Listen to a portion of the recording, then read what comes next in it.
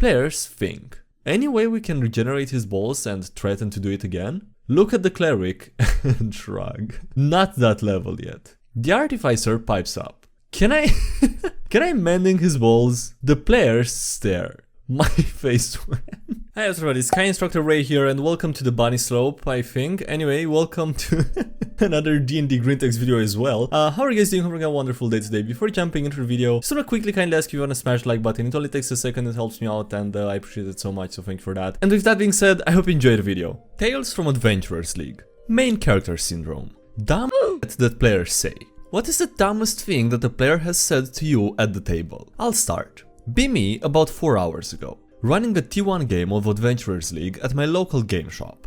Try to run a fun and engaging game for all of my players. Unfortunately, the warlock was hellbent on making the game all about her. Anytime one of the others tried to interact with NPCs, she would insert herself into the conversation. Anytime I would ask for a check from a specific character, she would ask to roll for it as well. And every time I told her no, she would scowl at me. Whenever they were discussing tactics, she would insist to only do her plan, saying, "My plan is better." It all came to a head when the party had to roll initiative after she botched a puzzle and triggered an encounter with a group of skeletons, because her plan failed. First up was a skeleton who went after the one who triggered the trap. Her. Rolled a critical. She told me that she wanted to use a reaction to transfer the damage to another PC. I told her that wasn't a thing that she could do. She scoffed and said it was. Pulled out the player's handbook and asked her what page that was on. She replied with, "Just because you're the DM doesn't mean you can mansplain to me what my character can and can't do." I told her that it is, in fact, my job as a DM to dictate what characters can and can't do. We finished the encounter and we called the session. I asked her not to return to my table. Jesus Christ, dude, that is a very bad case of main character syndrome. Okay, but most of it was bad, but like the last part, trying to use a reaction to reflect the damage on another PC. What the fuck? Anon's Paladin falls. Your Paladin falls brainlets are the reason the class is in homebrew games. It's always some BS argument of morality, with the DM trying to tie you in a lose-lose ethics trap. And it's always the DM's opinion of the BS alignment rules that makes things. So I'ma share the time that I bug broke one of you. Sign up for a 5th edition game with randoms at LGS because I'm tired of forever GM duty. DM says he doesn't allow classes to double up and no one's playing a Paladin yet. Say F it and make a Conquest Paladin, lawful neutral because those are fun. Session freaking 1, and you can tell that this is this guy's first time DMing. He uses crit fumble tables, critical roll hoodie, no one here knows each other beyond going to the same store and chatting once in a while, and he's very excited to see a Paladin PC. Immediately regret signing up because I know what's probably coming, but I hope he read the rules and knows that lawful good Paladin BS isn't even raw anymore. PCs get signed on to protect a merchant caravan going town to town and we set off. First fight of the first session is fighting bandits, kill one and immediately all my class features stop working and I ask why. These bandits are just trying to put food on the table, Anon. You should have asked them. Consider explaining why that's stupid and that my oath is literally about impressing people, but I decide against it because I know what's coming next and I've decided what to do going forward. DM overbuffed the encounter, so we all double back. Turns out all of the enemies had a CR equal to our character level because he didn't read the freaking book. Tell everyone that my paladin is going away to travel to the Holy Land on penance or some shit. DM is bummed because he clearly had a canned redemption arc in mind. In walks my new character, Roderick the CG Cleric of Zeus. I forgot to mention, kitchen soup fantasy setting. Rolled above average stats across the board with an 18. This was part of why I chose this character concept over my other idea. Go with variant human and the skill expert feat to get 16 wisdom and 20 charisma, starting out with the expertise in performance. Immediately start hitting on every female NPC in the town using high as F performance checks to sing, dance, etc. to impress them. Intentionally waste 45 minutes of game time solo roleplaying in town while the DM clearly wanted to leave, though the party was having a laugh at my shenanigans. Going to the woods again and run into the same bandit troop from before. Something I didn't mention though is that the bandits had a female leader, which was another reason for my character choice. Don't bother throwing up buffs and go straight for the obvious and start singing cheesy love songs to try and woo over the boss. Bard uses the help action as a backup dancer. This goes on for 2 hours while the other players fight. For 2 turns, sorry. I was confused how 2 hours, yeah okay, that makes more sense. Ends in the thing I was fishing for, with the epic natural 20 which I knew the DM could not resist. DM sighs loudly and says that she orders her man to off while she and I go off to do the predictable. Session just ends and he slinks out of the store. I have more because this game lasted a while. Roderick was a very fun character. Since you're thieving, I'll drop some more of the adventures of Roderick. The next session after Roderick his way out of that bind was pretty uneventful. We finished escorting the caravan to the next town over, where we heard the mayor complaining about orc raiders. We hear that apparently a paladin order nearby wouldn't help because the mayor was guilty of some political BS that I won't go into, and just know that the paladins refuse to help the citizens of what they think is an unjust government. We get hired to take care of the problem. Fight, fight, fight. We wipe them out in a 15-minute adventure day, and that's how all bad DMs do encounters that are supposed to be a challenge. Go to the chief's tent and see a gaggle of orc babies. This that WoW. He does the smug "what do you do when you find orc babies" thing, which I suspect was supposed to be a paladin false trap. While everyone else is arguing, I start loading the kids into a cart. DM and the party are confused, but go along with it. Tell the DM that I'm heading towards the paladin order that wouldn't help deal with this. He is more confused, but says okay.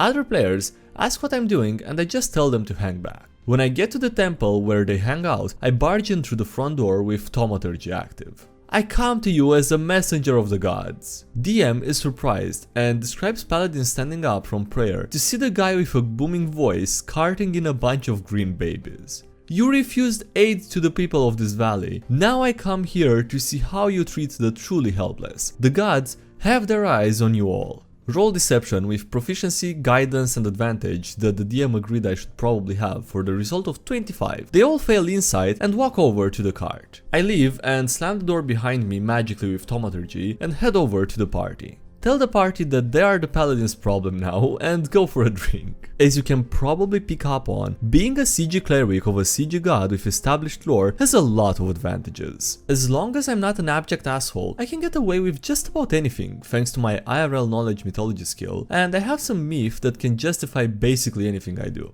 Next few sessions are less eventful because the DM just wanted to get the story going. Talk about moving the game to his house and streaming it, which no one really wants. Only notable thing stat-wise for me going forward is that I took the luck feat.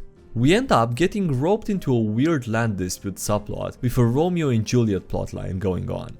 Basically, a low-ranking noble loves the king's daughter but she's engaged to a proper prince. Session is yet another escort mission taking the princess to her father's house, while she goes on and on about how she loves this guy but she has to marry a literal ugly bastard prince. After we drop her off and she heads up to her bedroom to sulk, we have to go get the prince and drag him back. The guy that the princess loves showed up uninvited and starts arguing with the fat bastard prince. They start arguing with each other and the rest of the party stays to watch, but I just tell them that I'm heading upstairs through a surprisingly unguarded castle. I passed a note to the DM telling him what I was gonna do. He facepalms. I roll and I get a 24, sighs and says okay, but the rest of the party has no idea why yet. The prince and the noble have a big fight that ended in the party wizard just telling them to ask the princess what she thinks, even if the king determined she was marrying the other kingdom's prince already. Go upstairs and open the door to see me banging the princess. Shoot the king and prince the bird before jumping out of the window. After, I explain to everyone that she's useless for political marriage now, and the only noble that would marry her is the noble that she loved. Turns out I was right. But the party is now wanted for execution in that kingdom. After I convinced the princess to go along with my plan, the DM more or less stopped using female NPCs. I didn't mind this personally, as I had more fun with his contrived story in other ways. After a month or so, we were getting into what I assume he intended to be the overarching plot. We start seeing undead running around everywhere and learn that graveyards are being dug up. End up finding out that the necromancer is running around. We take the plot hook and chase him down to his generic necromancer cave lair. Fight some random undead until we get swarmed and eventually party wiped. DM tells us not to roll death saves, so I suspect that something is going on. We wake up in a cage with a couple of zombies looking at us. Generic bad guy entrance that Wizards of the Coast. Necromancer walks in, clapping his hands. The dude is a camp gay stereotype. Lisp, twink build, skin tight clothes, etc. He's also accompanied by a buff zombie in a speedo. Dude prattles on and on about his master plan and goes out of his way to call my character in particular handsome. I assume that DM was trying to get under my skin because APC memes. Keep talking like that and I'll have to show you why they call me Thunder. DM asks what? Both in and out of character. Tell the DM that I rip my shirt off and repeat myself louder. Ask to roll to seduce him again. DM just kinda sits there stunned for a minute. Ask him if he's really surprised that the priest of a Greek god is into twinks. Roll well again after a luck reroll and end up him in the corner. Cast Shatter on the lock of the cage as I finish and book it out of the place with the rest of the party while the Necrobro still has his pants down. Bard nabs his spellbook on the way out and we end up getting out of the place mostly unmolested. Game kinda just died after that. The DM stopped responding and everyone in the party just moved on to other games. I wonder why. Jesus Christ, I wonder why that would happen. Can I mending his balls? Okay. I wonder if that's a typo or not, but I guess we'll find out. Be me, DM.